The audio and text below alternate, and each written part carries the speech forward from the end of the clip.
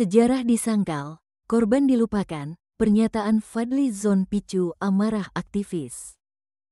Jakarta, tanggal 14 Juni tahun 2025, pernyataan Menteri Kebudayaan Fadly Zon yang meragukan adanya pemerkosaan massal dalam kerusuhan Mei tahun 1998 memicu kecaman dari berbagai kelompok masyarakat sipil. Dalam wawancara dengan kanal YouTube IDN Times, Fadly menyebut kasus tersebut sebagai rumor, tanpa bukti dan mengklaim tidak tercantum dalam buku sejarah. Pernyataan itu dinilai menyakitkan oleh para aktivis perempuan, khususnya mereka yang sejak awal mendampingi para penyintas kekerasan seksual. Ini bentuk penyangkalan terhadap sejarah dan pelecehan terhadap korban, tegas Ita Fathia Nadia, peneliti dan aktivis yang aktif mendokumentasikan kekerasan terhadap perempuan saat kerusuhan terjadi.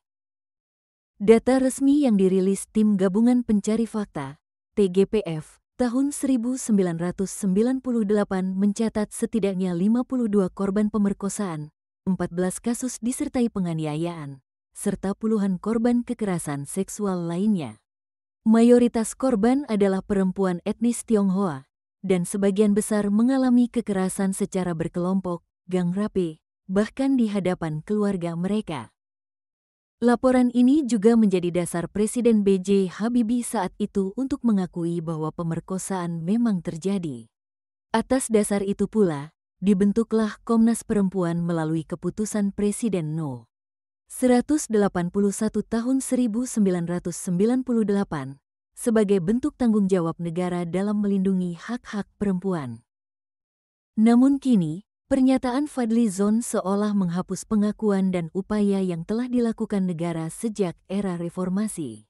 Aktivis HAM Kamala Chandra Kirana menyebut pernyataan itu sebagai wujud nyata budaya penyangkalan yang selama ini menghambat keadilan bagi korban.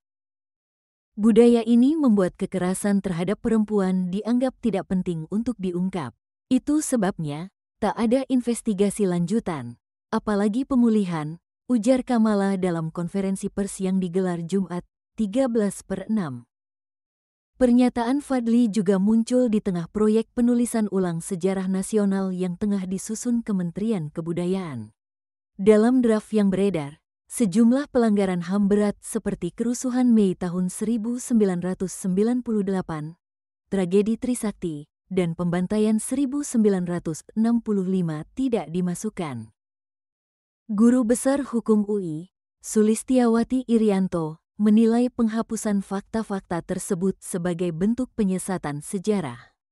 Bangsa tidak bisa dibangun dengan melupakan luka-lukanya. Menghapus sejarah sama saja menghapus identitas bangsa, katanya. Ita Fathia mengingatkan bahwa pengakuan atas kekerasan masa lalu bukan hanya soal keadilan, tapi juga bagian dari penyembuhan nasional. Negara harus membayar utang pengakuan dan pemulihan bagi para korban, bukan malah menyangkalnya, ujarnya. Kini, lebih dari 2 dekade sejak kerusuhan 1998, luka para penyintas belum juga sepenuhnya sembuh. Dan ketika suara mereka kembali dipinggirkan oleh negara, masyarakat sipil pun kembali bersuara, sejarah tak bisa dibungkam.